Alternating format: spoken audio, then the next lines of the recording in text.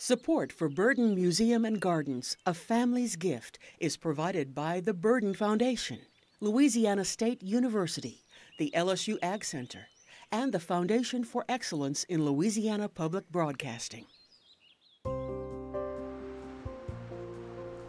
In the center of the busiest corridor of one of Louisiana's largest cities lie hundreds of acres of fields, forests, and remnants of a lifestyle from an earlier century. Protected from development for future generations, this historically significant property is a gift from a family named Burden, who envisioned working land, open spaces, and scenic beauty for all to enjoy.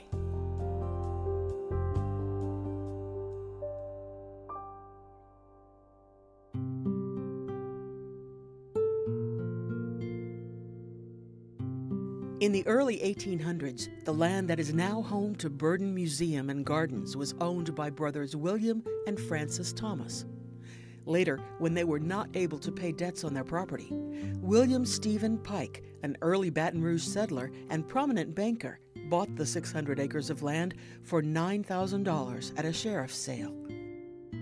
When Pike's niece, Emma Barbie, married John Charles Burden, an agent for an English importer, he arranged for the couple to live on the property.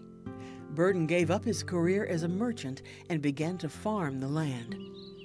A small winding stream which ran through the property reminded him of a river near his home in England, and he named their home Windrush Plantation. I think one of the most significant things about the beginning was that they moved here right before Fort Sumter, the beginning of the American Civil War. It doesn't take much imagination to realize how difficult times were here. They were not here during the time when the great plantations grew and great wealth was attained, and there wasn't any at that point.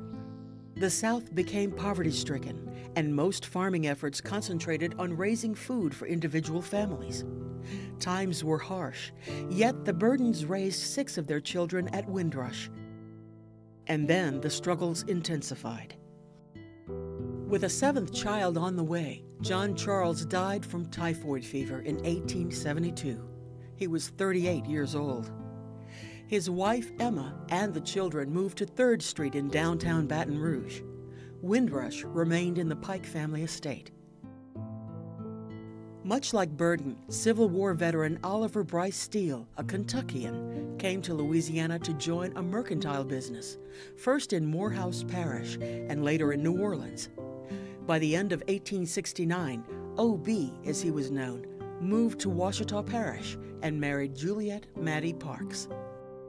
Captain Steele served in the Louisiana House, the state Senate, and as state auditor. The couple moved to Baton Rouge in the 1880s, where he served another term as auditor and co-founded the Bank of Baton Rouge. They had several children, and O.B. Jr. was one, and there were 3 girls. Aunt Ollie was the older, known as Miss Ollie to everyone.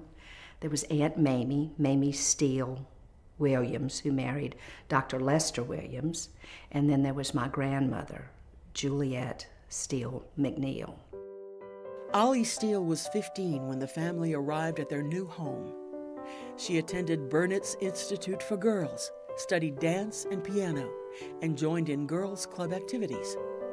Louisiana State University was only a few blocks away, and it wasn't long before she became involved with social events on campus. It was there that she met LSU cadet William Pike Burden, the youngest son of John Charles and Emma Burden. They were married in July of 1895. The couple settled into a home and began their family on University Walk in Spanish Town. Aunt Ollie had 3 children. It was Ione Pike, then Baby Steele, as they called him, Steely. Their oldest child, Ione, enjoyed school and social events, unlike her brothers Pike and Steele, who were known pranksters.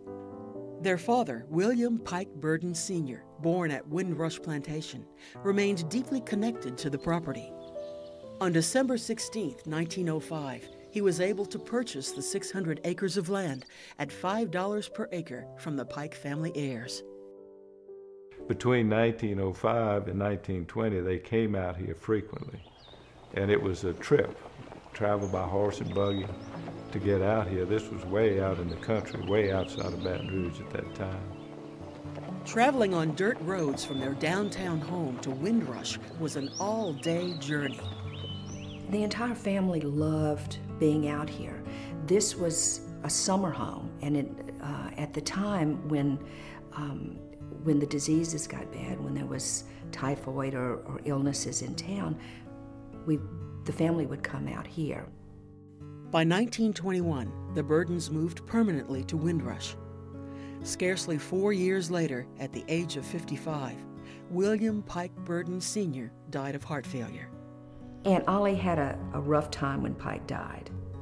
She was still quite young, yet had 3 members of the family that she had to provide for. And she would tend to the cattle, she would tend to the mules, she would work in the garden, she had parcels of land that she would lease out. She was responsible for all of this.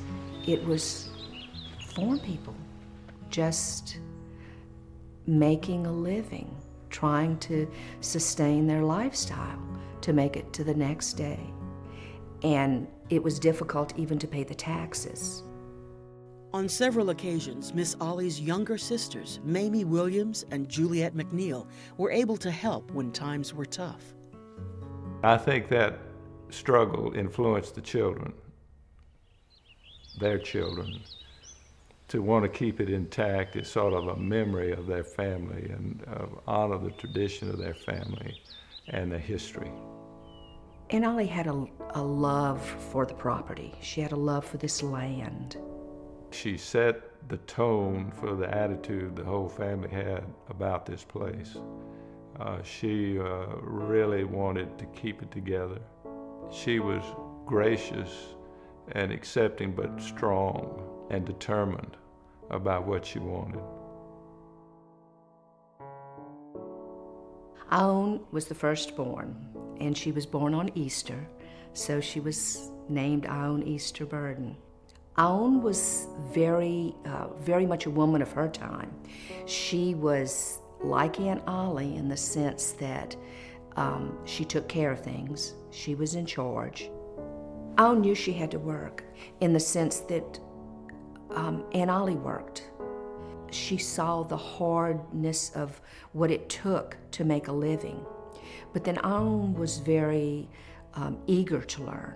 From the time that she was little, I can remember Daddy saying she always wanted to go to school. She always loved learning. And it was difficult in those days because the women were homemakers. But then Aoun had that drive. Aoun was the only one to finish a degree. She graduated with a bachelor's in English from LSU and went on to a career in college administration, first at Louisiana Tech for a while, and then at William and Mary as assistant to the president for a while before she returned to Baton Rouge and LSU, and ultimately became the director of social activities. Everybody knew her, though, because of that, so she covered the whole campus. And that was, I guess, the first really strong connection of the Burden family with Louisiana State University. Recognized for her generosity to local organizations, Aoun's commitment to Baton Rouge and LSU continued throughout her life. Aoun's brother, William Stephen Pike Burden Jr., known as Pike, also attended LSU, but did not share in his sister's love for school. In the spring of 1917, America entered the Great War, World War I, and Pike Burden signed up for the Military Air Corps and learned to fly. These pilots were considered heroes. They were just these daring young men, and Pike fit that perfectly. Pike was very flamboyant. He liked to be in front of people, and he liked to be the center of attention. He was an amateur magician, and he had a suit with a top hat and traveled all over gave magic shows, no charge, and he would go to the schools and he would do the magic show. And people remember that. I remember it. Pike was a character. He was a child at heart, and he liked to play. I think that's how he approached life, was how to perform and create some illusions for people and that sort of thing. He went on to have a successful printing business in Baton Rouge, and I think he printed every check for every bank in town. In 1922, Pike married Jeanette Monroe. The couple lived at Windrush in a modest 700-square-foot house for over 20 years before building a new West Indies-style home. Sadly, Pike Burden's health began to fail, yet his love for performance and helping others continued to grow. He had heart problems, and so he was in the hospital a lot in the last years of his life. When he checked in, he always made him put him in the pediatric wards. And he would entertain the kids. Well known for charitable works that benefited children and the elderly, Pike contributed greatly to Our Lady of the Lake Hospital, and along with the help of his siblings, Ione and Steele, donated 30 acres of Windrush plantation land for the Ollie Steele Burden Nursing Home. As a charter member of the Baton Rouge Rotary Club, he founded the Rotarian Crippled Children's Fund and its scholarship for LSU music students. William Stephen Pike Burden, Jr., a self-made man with twinkling blue eyes, recipient of Baton Rouge's Golden Deeds Award in 1961, died in 1965. The serene atmosphere created by the lush gardens, shaded pathways, and slow-moving waters of Windrush is the life work of the youngest child of William and Ollie Steele Burden, Ollie Bryce Steele Burden, better known as Steele. As a boy, he attended St. Vincent's Academy on North Street, a Brothers of the Sacred Heart school that would later become Catholic High. Steele loved art and was fascinated with the beauty of nature. He was greatly influenced by his grandfather, an amateur painter, art collector, and public servant. He idolized his grandfather, O.B. Steele. He idolized his mother and father also, but he thought his grandfather was bigger than life. He was a state auditor and state treasurer. You can imagine Steele being a kid and living in that downtown part of Baton Rouge. Running in and out of the Capitol building was not a big deal, you know, he was all over the place. As his fascination with the world around him grew, 17-year-old Steele enrolled in classes at the nearby campus. He also joined the Student Army Training Corps. They were training the students to drill. Steele wanted to join the Army, and of course he was too young. After only a few semesters at LSU, Steele dropped out of school, but his interest and love of the natural world continued. When the family moved to Windrush, it was a working farm with a house in need of repair and fields of cotton, corn, and cows. According to Steele, the place was a cattle run. That's when Steele Burden started trying to improve on the yard and started doing landscaping. And he was very much interested in creating a wonderful world around himself of beauty. He was bringing in elements, forgotten artifacts from the farm and plantation and city and putting them in a garden. As a young man, Steele loved to travel, often as a boiler room worker on a freighter headed to Europe or South America. Influenced by the garden landscapes of his journeys, his signature style of garden rooms filled with beautiful plants and statues began to develop at Windrush. And Ollie would get these boxes and these crates, and what is Steele sent now? That he was always sending a statue home or some plant. The plant material he used, a lot of people don't think it's very common, but at the time when he was using it, he was trying to develop like a European garden in South Louisiana, and you're not going to do that with the plants we had. So he developed his own plant palette and proved that we can do that. We can have these formal and semi-formal gardens here in the South that are just as beautiful. By 1925, the yard around Windrush was so exquisite that it was written up in the Advocate as a wonderful rural garden reflective of the past of the Burden family. As far as maintaining it, there's a lot of work, but he did such a good design that it maintains itself very well. You know, it's not a constant change out on this property. He's done a beautiful job designing it, and we can maintain what he did. Steele's gift for landscape design led to his first full-time job with the city of Baton Rouge, developing City Park. 5 years later, in 1930, he began working part-time on the new LSU campus.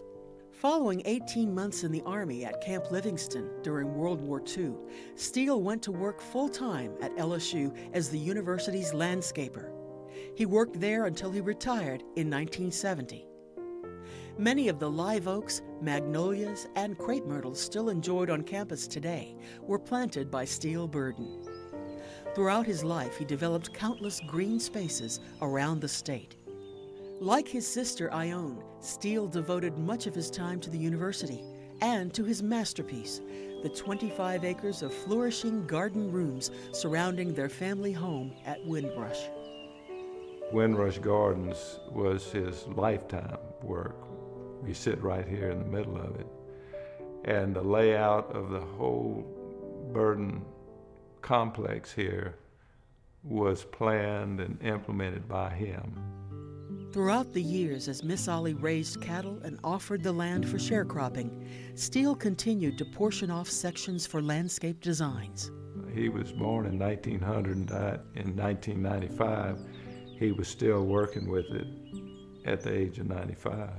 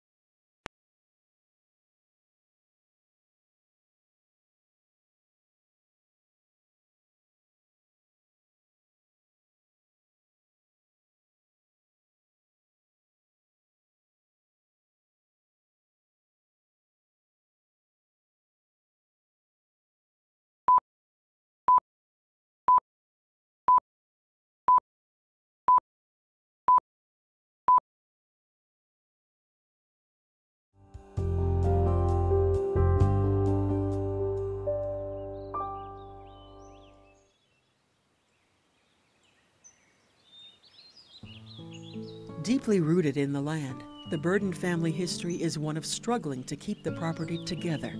Ensuring its preservation led the Burden children to take steps to honor their parents' labors and traditions. For 3 children, 2 never married, Steele and Ione, and Pike married but didn't have any heirs. So the dilemma was in the 1960s, they're all in their 60s or verging on 70, so what do we do with this property? It was Steele Burden that had this idea, why don't we just leave it as a green space? Why don't we do something to protect it? Why don't we do it in honor of our parents who really strive to keep this property together? And so they all agreed to that. They created the Burden Foundation. They donated the property to the Burden Foundation. Then the Burden Foundation attached a series of covenants to the property. Steele Burden wanted to keep it rural looking. He felt the open space was the heart of the place.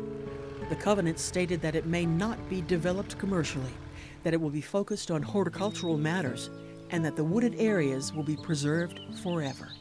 After these covenants were attached to the deeds, the property was given to LSU in an act of donation.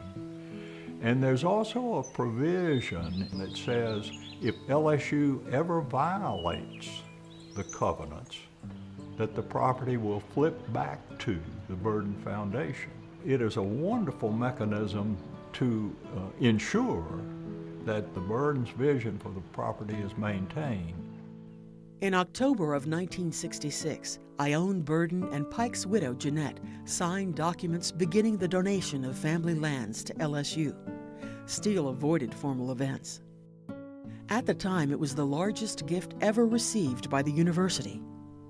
By 1992, the final parcel had been given.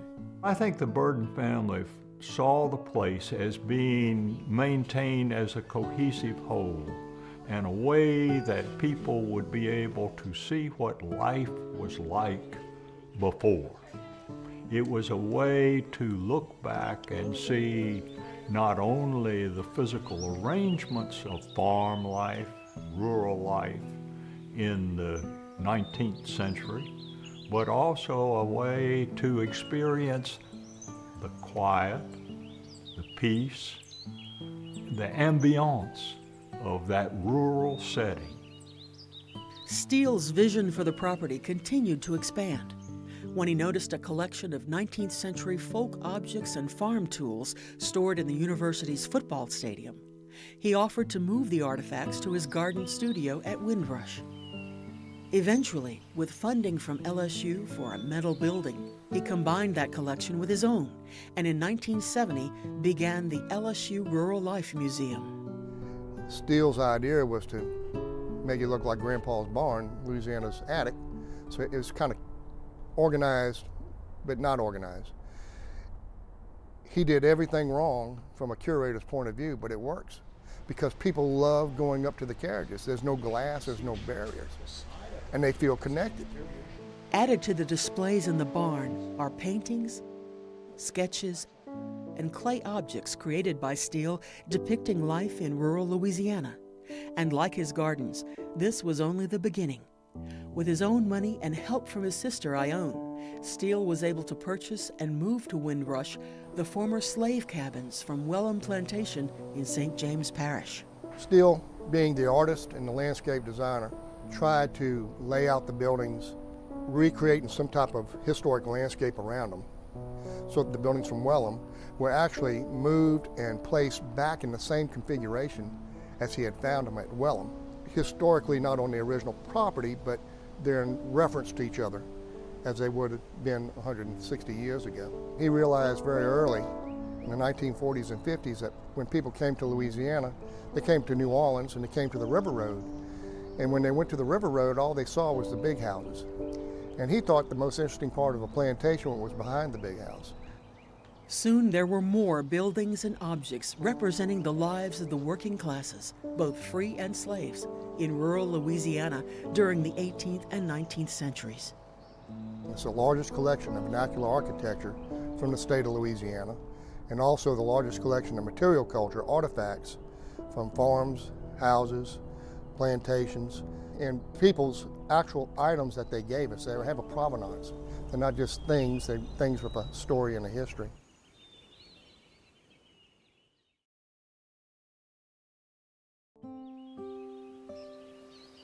Several times I was with Steele when we would drive on to the property there, and you go through a few gardens, and then you cross a bridge. And Steele envisioned that bridge as a transition point.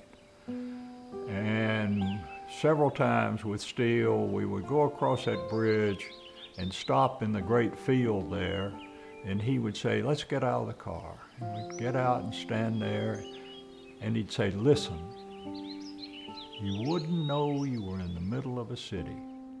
He would say it with such feeling, and that was the quiet and peace that he saw as a vision for the place. Preserving an atmosphere of serenity and calm was important to the Burdens. But there was more. Ione and Steele Burden also envisioned the property would be used for horticultural research, extension education, and continued development of the LSU Rural Life Museum. They wanted us to maintain the property similar to as they had set it up, but then keeping in mind the mission of our different parts of the Ag Center, more agricultural mission. The LSU Ag Center's responsibility includes a majority of the property, little over 400 acres of the 440 acres that's here. And it's very diverse in that we have about a third of it in bottomland hardwoods that's original to the area. The other parts of it, part of it was cleared for farming, the grain crops for the family, and so that is now research plots that we use for different research and extension projects.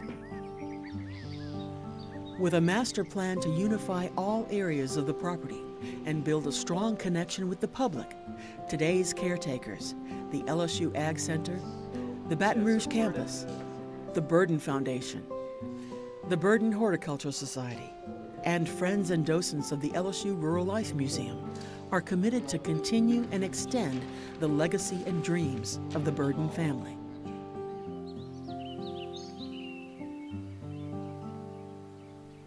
Home to countless varieties of flowers, vegetables, lush forests, wetland plants, and research projects, the LSU Ag Center Botanic Gardens are an ideal place for hands-on learning and a place to experience quiet and peace in a rural setting.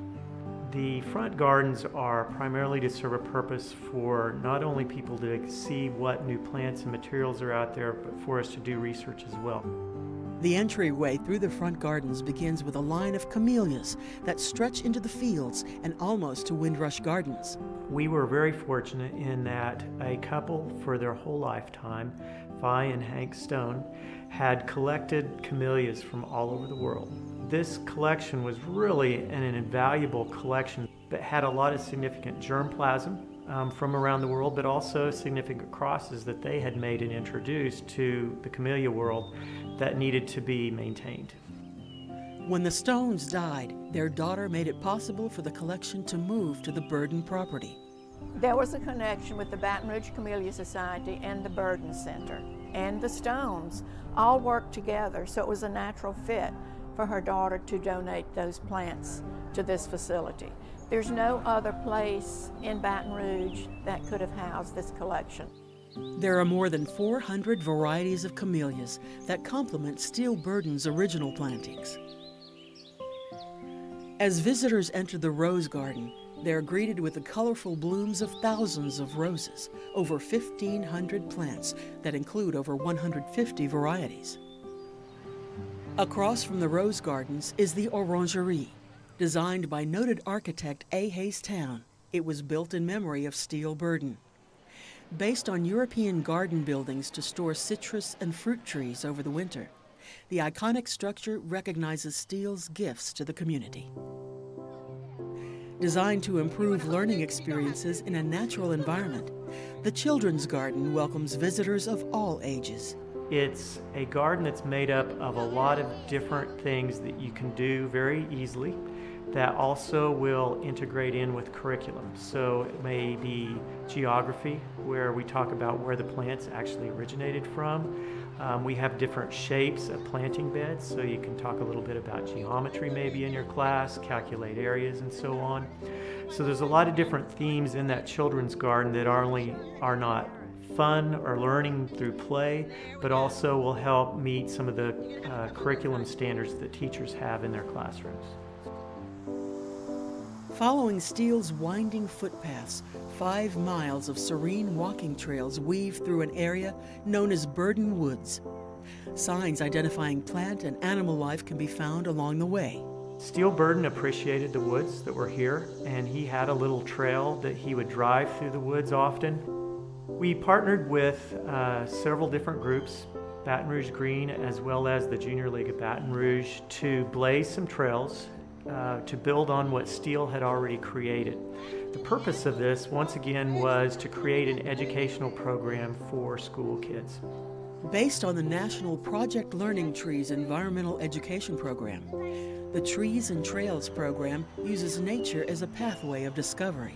We created the trails with little educational stations that docent-led programs could be done through the gardens with school kids on field trips. While building the trail areas, the discovery of the remnants of a Tupelo swamp in the rear of the property led to the development of a wetland program.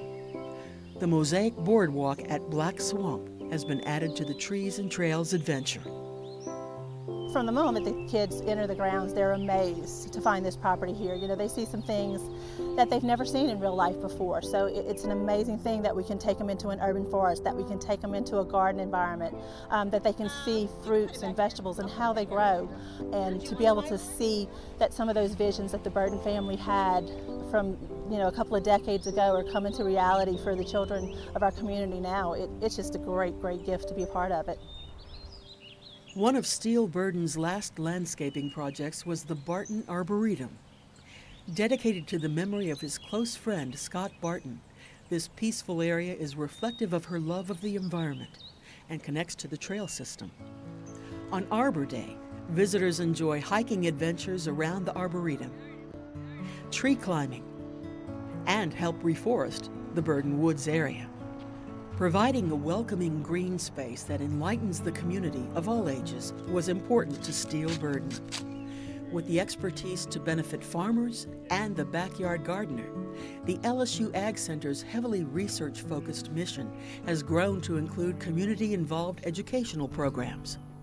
There aren't many land-grant institutions that have a facility like this in the middle of a very urban area. And so that gives us the opportunity to not only work hand in hand with the faculty close to campus and do the research, but also be able to get that information out through our extension programs, both to the industry and to the public, as well as being just a destination for people to come and enjoy. When you come back here to the food and fiber section into our orchards, we host field days for the general public. So we might talk about figs one time at it. We might talk about vegetables, or, you know, just different aspects of growing food for yourself. Now, everything we do out here is obviously on a larger scale, but when we're out here and we're talking to the general public versus our growers, we will talk to them about doing it on a smaller size scale. The research aspect for vegetable crops out here is very important for our commercial producers. We grow different things each season because we can grow 30, 40 different types of vegetables in Louisiana. So we'll pick one or two crops that are important to our growers and really focus on those. Sometimes we focus on varieties, so which varieties do best for Louisiana. The significant part of what the Ag Center does for the farmer out here is gives a real life demonstration. We're showing them by doing these field trials here at Barton that what we're saying or what advice we're giving to them actually works in the field. So the farmer can literally put his or her eyes on that crop and see that yes, one is doing better than the other, and then they can take that and replicate it on their own farms. The tradition of farming is deeply rooted in the Barton family's story. Looking out across the fields recalls a time when they were dependent on the land for survival.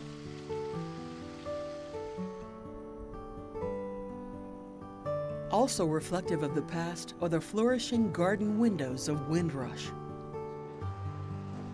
Today, by partnering with local horticulture groups, the Lsu Ag Center provides hands-on programs that bring Steele's vision of beauty to the community.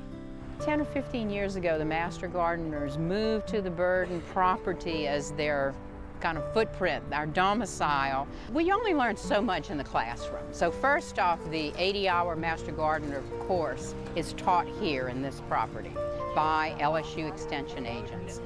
But where you really start learning it is when your fingers are in the dirt and you're actually doing it with other people who teach you. We do all of our propagating here. We conduct training here. We have training for adults and children. Our big fundraiser is this plant sale. We work on this from September through April, and we share our profits with Barton. With an extensive variety of over 8,000 plants for sale, gardening enthusiasts from throughout the community have plenty to select from, and trained experts to help. While many plant admirers flock to the Botanic Gardens, visitors who travel a little further down the road enter into a world of 19th century rural Louisiana.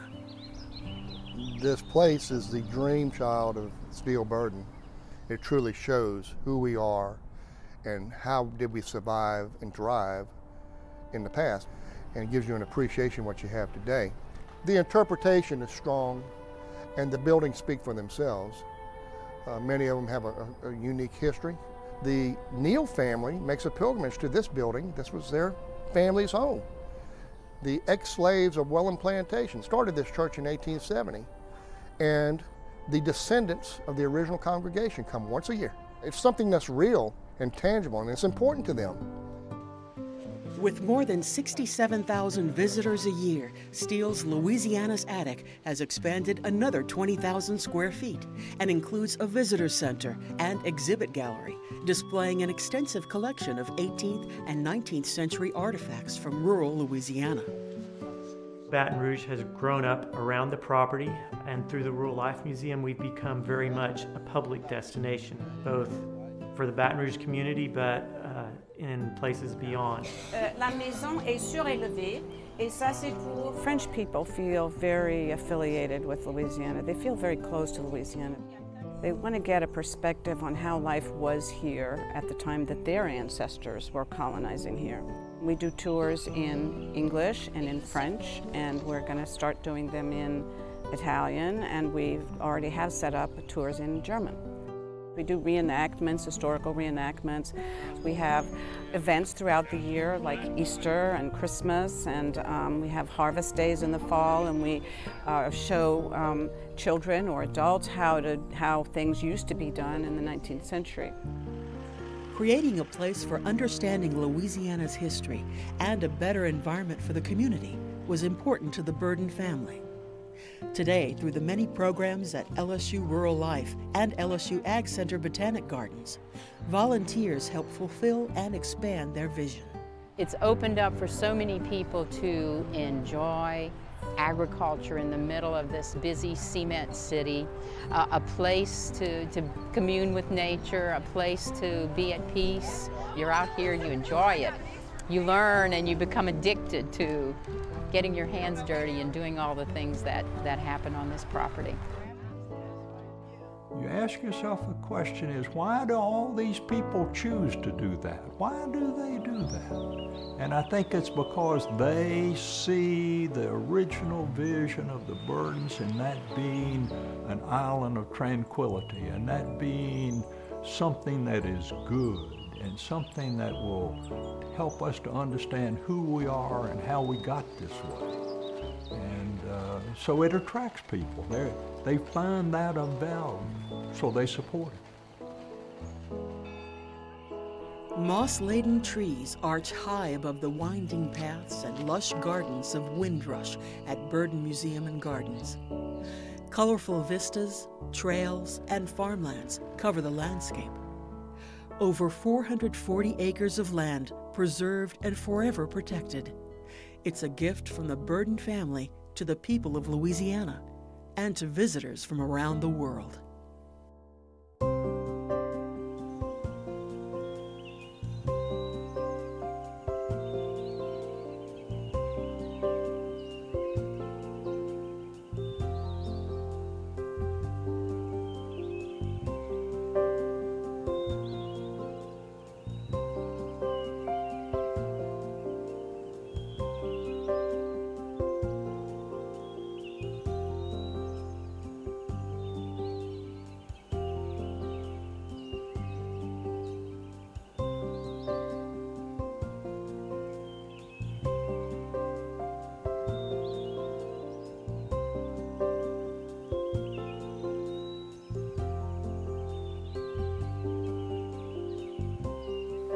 Support for Burden Museum and Gardens, A Family's Gift, is provided by the Burden Foundation, Louisiana State University, the LSU Ag Center, and the Foundation for Excellence in Louisiana Public Broadcasting.